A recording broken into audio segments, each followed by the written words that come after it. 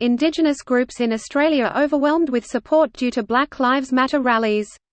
Here's a summary of the article. It is just one of many avenues that have been flooded with donations and support amid Black Lives Matter rallies across the world, including in Australia.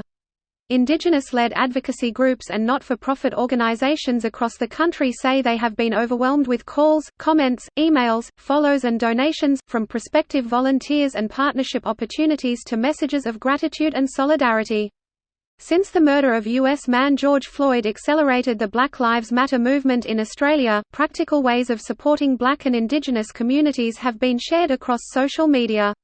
In the same period, Instagram initiative Titters for Titters, which shares the stories of Indigenous women and opportunities for them, jumped from 35,000 followers to more than 57,000.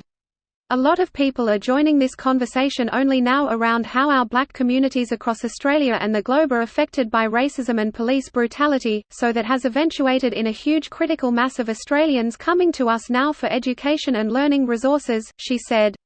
With more protests planned in Australia this week, groups are calling for the momentum to continue and for people to act on their donation. It'd be interesting to see if the same across other organisations or if it's a conversation we need to have with Australia around what does it actually look like to support in an ongoing capacity? This post received a score of 27,000, with an upvote ratio of 92%. Here are the top comments in response to this article. Now if only, instead of the coal companies apologising for blowing up their sacred sites, they could just stop. That's good news, though the native peoples of Australia deserve more respect. Just so we're all clear, this is the year we decided black lives meant more than black coal.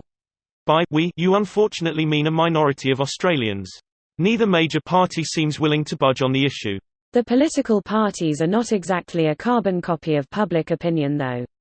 There's certain deviations that clearly exist.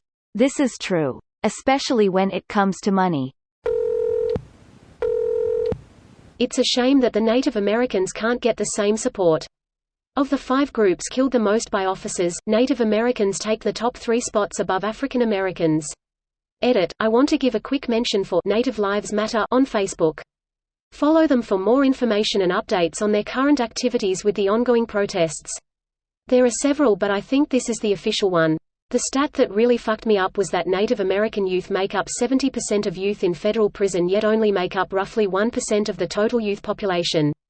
Their women are 6 times more likely than the national average to be raped by a different ethnicity, and their men are more likely to be killed by police or go missing under police custody than any other group. What's worse is that this is never reported in the news. None of the brutalities, the crimes, etc., etc.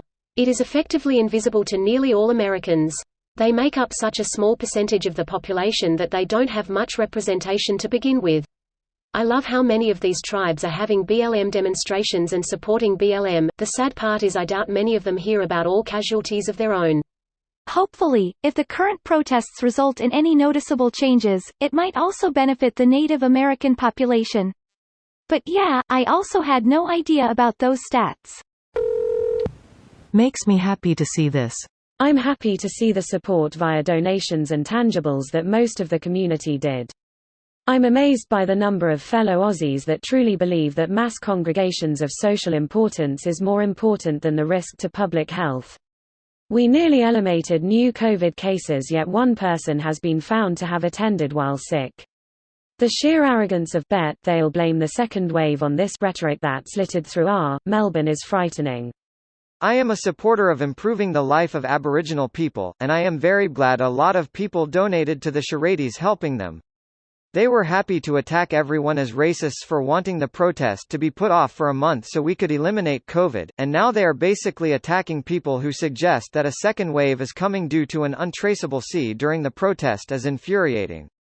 The people who went are irresponsible, but at least they got their cred up with their equally daft buddies. There are people who are on there whom went to the protest who can't even seem to. Don't get me wrong, there is an incarceration problem, and it needed to be addressed, but not by a giant protest in the middle of a pandemic. This video was automatically created by Reddit to speech. The article and comments in this video were selected from Reddit according to their upvotes, and any paraphrasing was performed by smmry.com, without any human intervention.